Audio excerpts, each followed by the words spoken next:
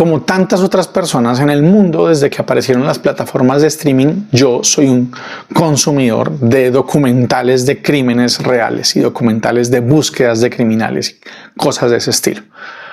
Por supuesto también, y recientemente en los últimos años me he convertido en alguien que tiene cierta afición por los documentales de sectas, de cultos, de experiencias religiosas en las cuales de alguna manera se ha manipulado gente y se ha convertido la experiencia en un instrumento de abuso.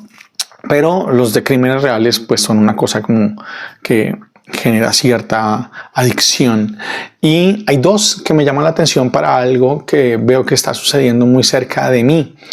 El documental de los ataques con explosivos en el sistema de transporte de Londres y el documental de la búsqueda de los responsables de los bombardeos en la maratón de Boston.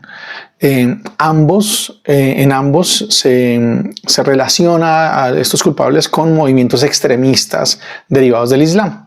Y una de las preguntas que se hacen los que son compañeros, los que estuvieron con estas personas rezando y en la mezquita y leyendo las escrituras del Corán y demás, es ¿en qué momento se radicalizaron? ¿En qué momento se convirtieron en estos creyentes radicales que leen su religión y leen su experiencia en clave de guerra, en clave de confrontación, en clave de que el otro es un enemigo o es un adversario? Y por eso es posible distanciarse de él hasta el punto de invisibilizarlo e inclusive de anularlo y hacerle daño o exterminarlo en el peor de los casos. Y entonces aparece esta pregunta, ¿no? ¿Cuándo se radicalizaron?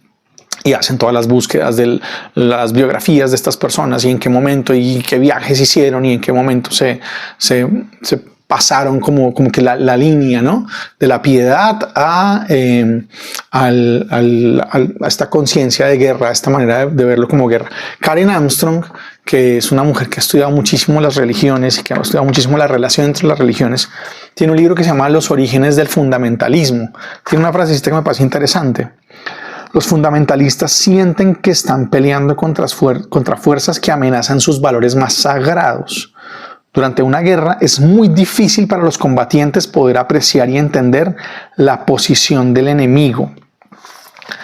Y esta matriz de convertir al otro en enemigo, esta matriz de quitarle al otro la posibilidad de ser cualquier cosa que no sea un adversario, es un fenómeno que es interesante y que yo estoy viendo mucho en los últimos tiempos en el cristianismo. Estamos viendo el surgimiento de un cristianismo fundamentalista, extremista, radicalizado. Y espero que no tengamos que ver documentales dentro de 15 años preguntándonos en qué momento esta persona cristiana se radicalizó e hizo un montón de locuras. Aunque seguramente ya está pasando. Y entonces surge la pregunta, ¿puede haber un cristianismo radicalizado? ¿Puede haber un cristianismo extremista? ¿Puede haber un cristianismo fundamentalista? ¿Es posible que eso suceda? Y la respuesta inicial es, bueno, ya pasó. Ya ha pasado en distintos momentos de la historia. Ya ha pasado en distintos momentos de la historia del cristianismo, del catolicismo y de otras vertientes del cristianismo. ¿Qué es lo que está pasando recientemente? Cuando recientemente no estoy diciendo en los últimos 15 días, no estoy diciendo en los últimos 20 días, no estoy diciendo en el último año. Yo apenas voy a completar medio siglo en un par de años y de esos pues un poco más de la mitad los he pasado en la iglesia.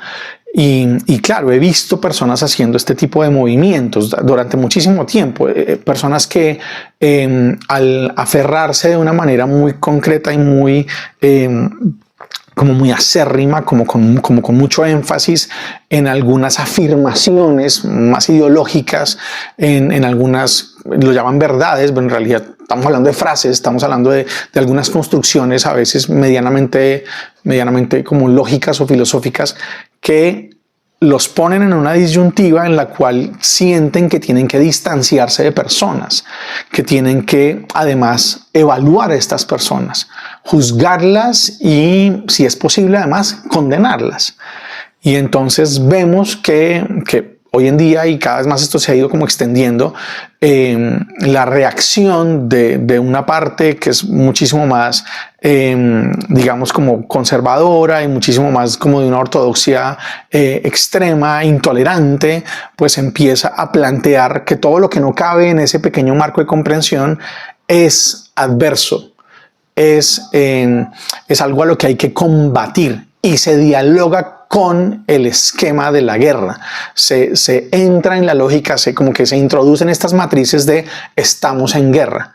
Y entonces se habla de la batalla cultural y se habla de una cantidad de cosas que tienen que ver con tenemos que empezar a sentirnos que son unos contra otros, y eso supone invisibilizar, distanciarse, alejarse, en medio, siguiendo además una corriente, aunque se supone que son personas súper puras en sus maneras de pensar y demás, pero siguiendo una corriente que tiene mucho que ver con una forma en la que se ven las relaciones en la edad contemporánea, que es esta idea de alejarse de lo tóxico, ¿no? Y entonces eso ha entrado de alguna manera también en este fundamentalismo cristiano para decirte, aléjate de la gente, de los tóxicos cristianos, que en este caso serían las personas que no son, que no tienen este esquema fundamentalista, extremista, radical, que jamás aceptarían y jamás reconocerían que es un esquema fundamentalista radical y demás. Y todo esto además se fundamenta para ellos en Jesús de Nazaret.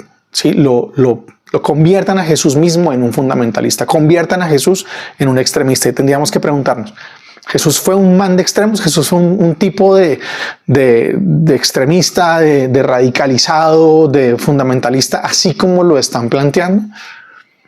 Gerd Tyson, que es uno de los autores que a mí más me apasiona en el estudio sobre Jesús, hace una propuesta a la que yo le encuentro muchísimo sentido cuando revisa qué fue lo que hizo Jesús en su experiencia religiosa frente a la religión madre que vivía, y qué fue lo que hizo además después el movimiento de Jesús, que se va convirtiendo en todas estas iglesias y en todos estos movimientos pequeños, reconociendo qué se podía hacer y cómo se podía vivir esta nueva propuesta en el siglo I tras toda la experiencia de la resurrección. Y él va a decir una cosa muy importante. No es el único que la dice, pero yo la tomo desde ahí. Jesús es alguien que toma de las experiencias religiosas de su pueblo y de su crianza muchísimas cosas, y las considera o inútiles, o las considera muy poco importantes, o las considera inclusive impertinentes o contraproducentes. Y por eso tenemos a un Jesús absolutamente transgresor, ¿no? Que quiebra el sábado, que quiebra leyes de pureza, que tiene una vaina contra el templo, que tiene una vaina contra la manera como se ejerce la ley y cómo se ejercen las condenas, y un tipo que echa patas arriba una cantidad de cosas que eran totalmente sagradas. Para nosotros hoy pueden sonar como exageraciones fariseas, porque es que esos fariseos eran muy hipócritas, pero que en ese momento eran fundamentos centrales de la religión. Y por el contrario, toma unas pequeñas cosas, ¿sí? Y las lleva hasta el extremo. Es decir, no se necesita para vivir en el reino de Dios todo este pocotón de cosas, pero estas que sí se necesitan, que son poquiticas, hay que vivirlas hasta el extremo. Y por eso, por ejemplo, el Evangelio de Juan habla del amó a los suyos y los amó hasta el extremo. O podríamos usar esa palabra para hablar del perdón, ¿no? Que el perdón en Jesús no es una cosa que tenga requisitos, que tenga compromisos, es una cosa súper incondicional, y a lo que se nos invita a perdonar siempre y en todo lugar y cualquier cosa. Y eso pues está ahí en las páginas de Mateo y en las páginas de Lucas. Y lo mismo podríamos hablar con su propuesta de libertad, con su propuesta de paz, con su propuesta de extinguir la lógica del enemigo, la lógica de convertir al otro en enemigo. Jesús es alguien que hace y que propone cosas para arrancarnos del corazón la lógica del enemigo, pero también la lógica de la superioridad sobre otros. Y esas pequeñas cosas, que hay autores que dicen que son 5, que son 7, pero son realmente muy poquitas, son en las que podríamos llamar a Jesús radical. El problema es que en esas ninguna nos invita a la invisibilización del otro, ninguna nos invita al anular al otro, y muchísimo menos a la distancia, muchísimo menos a separarnos, a romper amistades, a romper círculos, a romper gente con la que veníamos hablando, porque al contrario, lo que vuelve absolutamente radical es la cercanía, la proximidad en la cual pues, nos invita a todos a convertirnos en prójimos del otro. Y entonces aquí tendríamos que preguntarnos qué tan válido es este cristianismo empacado al vacío, que estamos viendo en muchas personas que parecieran estar radicalizándose frente a la crianza de sus hijos, frente a la clase de cosas que hacen, frente a la clase de cosas que escuchan, los que invitan a los grandes boicots simplemente porque hay una frase de algo que no concuerda con lo que ellos consideran que es los valores cristianos o los valores de una sociedad. Las personas que se distancian de gente que quieren porque empiezan a pensar que su código moral es incompatible con lo que alguien más está haciendo y eligen tomar distancia, y a veces distancias incluso que terminan en aversión y en adversidad. Y yo creo que es un contrasentido profundísimo, y yo creo que todos nosotros, si bien nacimos en una era en la que se nos invita a este hermetismo y a este distanciarnos de gente por X o Y razón, que insisto, es como una matriz que se ha insertado en el cristianismo, esto de alejarnos de lo tóxico, ¿verdad? Una moda que ha entrado y que se ha vuelto una predicación en una cantidad de lugares. Pues yo creo que hay que huir de nuestro propio hermetismo, y creo que cada vez que se nos aparece una alerta de nuestro propio hermetismo, de una tendencia como a distanciarnos, como a volver invisibles a otros, como a decir como que no me cuadra lo que tú estás pensando, lo que tú estás haciendo, y entonces yo como que me voy a ir, cuando en realidad estamos invitados a no a copiar, no a uniformarnos, no a tener todos que hacer lo mismo, ni siquiera estar de acuerdo con lo que otras personas hacen, y siempre desde el amor acompañarnos y sacar lo mejor de nosotros mismos.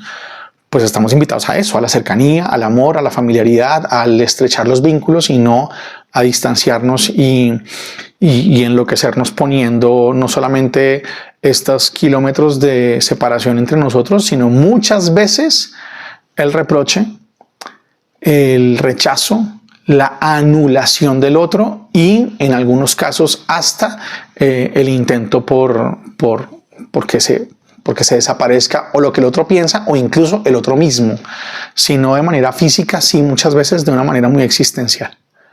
Hay que huir del propio hermetismo. Jesús nunca nos invitó a ser herméticos, nunca nos invitó a tener una religión empacada al vacío, que no tenga contacto con nada, una religión absolutamente desprovista de cualquier contacto con la realidad. Al contrario, si algo tiene esta experiencia y esta propuesta de espiritualidad, es que nos invita a tener los pies en la tierra y las manos muy cerca de las otras personas.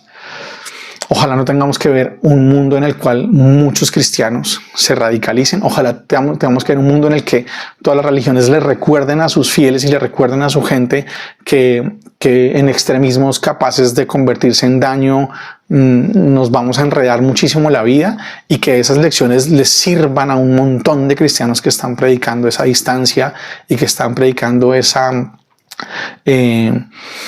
guerra, esa matriz de guerra, esa matriz de confrontación, para recordar que Jesús es el príncipe de la paz, y que esa paz se construye además con proximidad, y que se construye con reconciliación, y que se construye con ver y validar al otro.